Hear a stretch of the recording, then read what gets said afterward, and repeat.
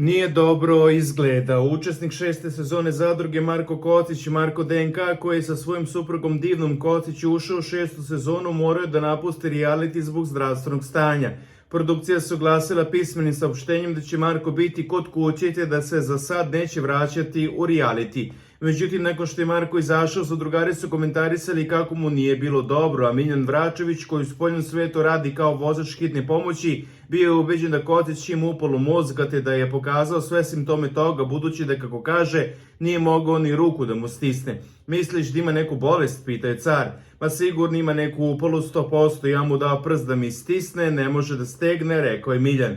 Druže, kad je zdravo, on može da iščupa ruku iz ramena. Ja mu dao prst, on ne može da stegne čovek. Pa šta misliš da je, pitao je Bojan Simić.